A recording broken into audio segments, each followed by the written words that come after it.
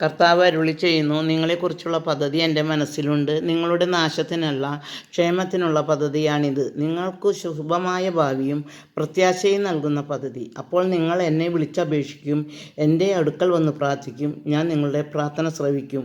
പൂർണ്ണ ഹൃദയത്തോടെ അന്വേഷിക്കുമ്പോൾ ഞാൻ നിങ്ങളെ കണ്ടെത്തും. ജെറമ്യ 29:11 മുതൽ 14 വരെയുള്ള വാക്യം. ചില പ്രതിസന്ധി ജീവിതത്തിൽ ഉണ്ടാകുന്നത് ദൈവത്തെ അറിയുന്നതിനും അവിടുത്തെ കൽപ്പനയനുസരിച്ച് ജീവിക്കാനുമാണ്.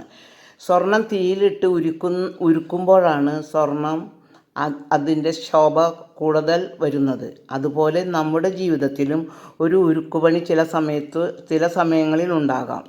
ഉരുക്കുമ്പോൾ സ്വർണത്തിൻ്റെ അഴുക്ക് പോകുന്നത് പോലെ നമ്മുടെ ജീവിതത്തിലുള്ള ഒരു അഹന്ത, ഞാൻ എന്ന ഭാവം, അസൂയ എന്നിവ ഉരുക്കി നമ്മെ ശുദ്ധിയാക്കുന്നു.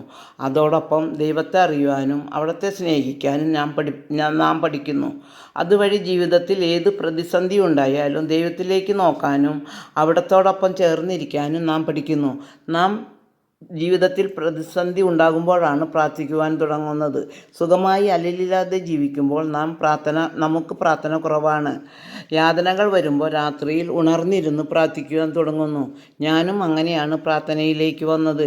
ഒരു വേദന കഴിയുമ്പോൾ മറ്റൊന്ന് വരും. ആ ശുചിയാക്കലിലാണ് എനിക്ക് ദൈവാനുഭവം ഉണ്ടാകാൻ തുടങ്ങിയത്. ഞാൻ ഇപ്പോൾ ആ വേദന തന്നതിനെ ഓർത്ത് ദൈവത്തിന് നന്ദിയും സ്തുതിയും ചൊല്ലുന്നു. ഇപ്പോൾ എത്ര വലിയ വേദന തന്നാലും ഞാൻ കുറച്ച് കരയും. അത് കഴിഞ്ഞാൽ ആത്മധൈര്യം വീണ്ടെടുത്ത് ദൈവത്തെ മഹത്വപ്പെടുത്തും. എനിക്ക് ഈ വേദന തന്നതിന് ദൈവത്തിന് നമ്മൾ നന്ദിയും സ്തുതിയും ചൊല്ലുമ്പോൾ നമുക്ക് ജീവിതത്തിൽ ധൈര്യവും ശാന്തിയും സമാധാനവും, പിന്നെ കർത്താവ് നമ്മളിലേക്ക് അനുഗ്രഹങ്ങൾ അവിടുത്തെ ചൊരിയുവാൻ തുടങ്ങും. ഇനിയുമുള്ള ജീവിതം ദൈവത്തിന് വേണ്ടി വേല ചെയ്യാൻ ഞാൻ ആഗ്രഹിക്കുന്നു. വേദനിക്കുന്ന മക്കൾക്ക് ഈ ചാനൽ തുടങ്ങിയത് അങ്ങനെ ദൈവത്തിനെക്കുറിച്ച് അറിയിക്കാനാണ് ഞാൻ ഈ ചാനൽ തുടങ്ങിയത്. ആമേൻ.